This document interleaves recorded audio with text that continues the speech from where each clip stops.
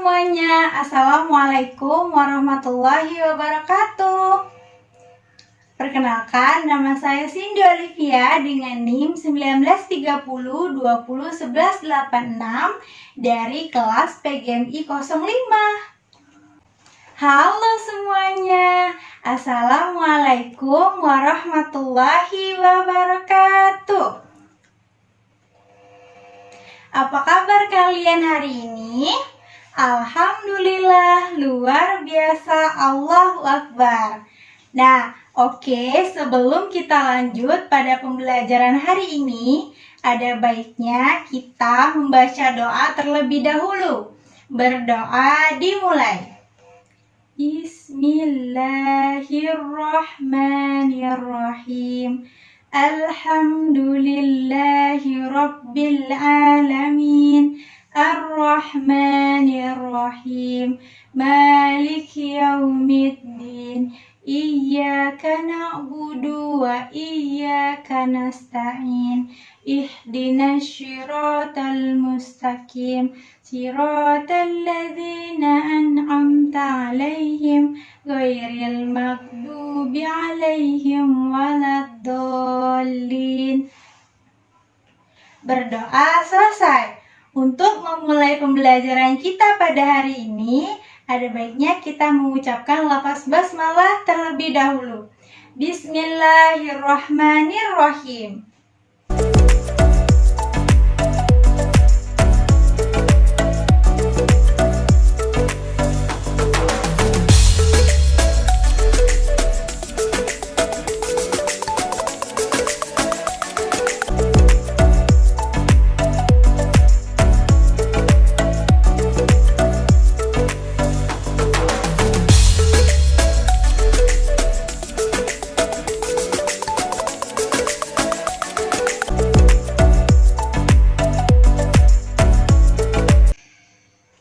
Nah, setelah kita mengamati gambar tersebut, dapat kita ketahui bahwa di gambar tersebut itu proses pembuatan gerabah.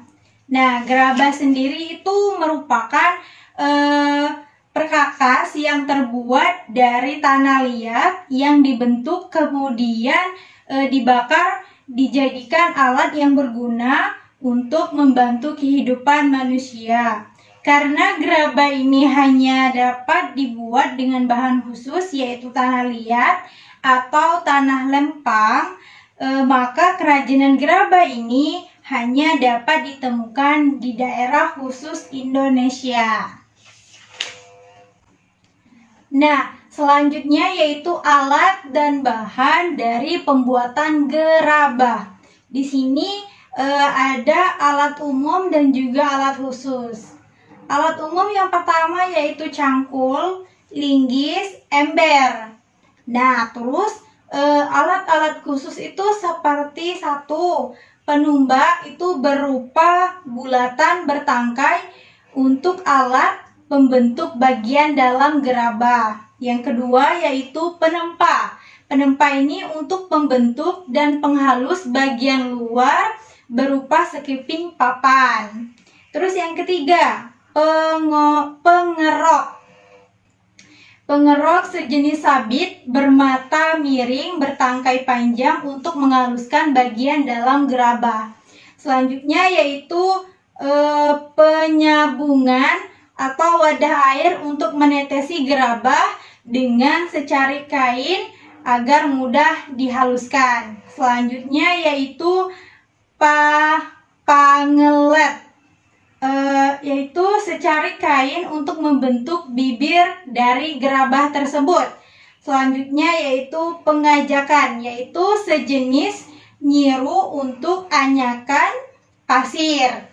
Terus selanjutnya pengabuan atau tempat abu. Selanjutnya yaitu penampal atau alat menyisikan abu dari pembakaran. Nah, selanjutnya yaitu werkower atau galah berujung kawat lengkung. Nah, selanjutnya yaitu pematong atau sejenis pisau atau kawat pemotong untuk tanah liat. Selanjutnya yaitu pungku atau pembakaran gerabah. Nah, itu tadi adalah alat-alat umum atau alat-alat khusus yang digunakan untuk pembuatan gerabah. Selanjutnya yaitu proses pembuatan gerabah. Yang pertama yaitu menyiapkan bahan berupa tanah liat. Yang kedua, mengaduk tanah liat dicampur dengan air. Yang ketiga, setelah jadi adonan, diambil per bongkah untuk dibuat dengan bentuk kasar. Yang keempat, dengan menggunakan kain pengelat, bibir atau pinggiran dari bongkahan dibentuk sehingga bulat melingkar. Selanjutnya yaitu bila yang dibuat sejenis periuk, maka ketika pinggiran atau bibir sudah jadi lalu diangin-anginkan, baru kemudian membuat bagian perut yang terpisah dengan bibir. Kemudian setelah jadi perut dan bibir, di samping atau disambut dan diperhalus. Selanjutnya yaitu bila yang dibuat bertelinga atau bertangkai, maka dibuatkan telinga atau tangkai untuk kemudian ditempelkan atau digabungkan lalu diperhalus. Selanjutnya yaitu setelah halus dan diteliti kesempurnaannya, kemudian dijemur atau dibakar hingga benar-benar kering. Nah, langkah terakhir setelah kering adalah dibersihkan. Namun untuk beberapa daerah ada yang menyempurnakannya dengan cat yang berasal dari lumpur. Nah, itu tadi cara pembuatan dari gerabah. Nah, di sini ada cerita tentang Lani dan keluarganya. Kalian simak cerita tersebut ya.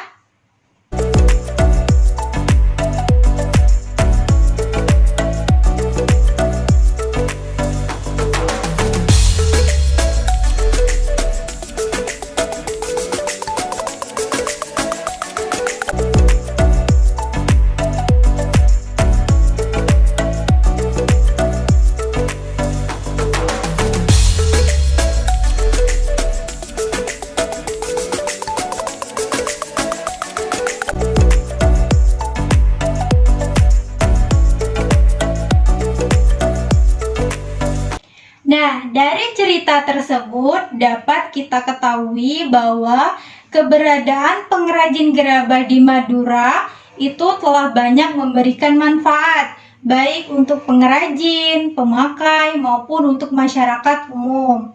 Nah, pemakai gerabah Madura memperoleh banyak keuntungan seperti harga murah, anti karat, mudah dibersihkan, dan mengurangi polusi. Di samping itu juga dapat menyerap banyak tenaga kerja. Kerajinan gerabah ini juga merupakan salah satu cara melestarikan warisan budaya yang telah turun-menurun. Mengingat manfaat-manfaatnya tersebut, maka pelestariannya perlu mendapat perhatian kita semua. Salah satu caranya dengan menjaga kualitas. Meski gerabah masih tetap diproduksi, tetapi dalam perkembangannya dihadapkan pada produk-produk modern.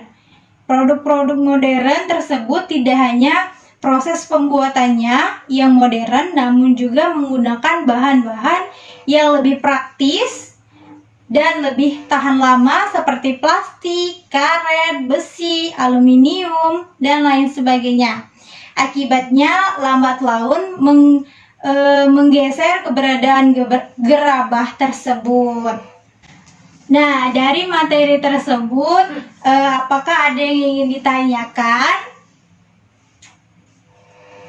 Kalau tidak ada yang ingin ditanyakan, kita tutup sesi pembelajaran kita pada hari ini dengan mengucapkan lafaz hamdalah.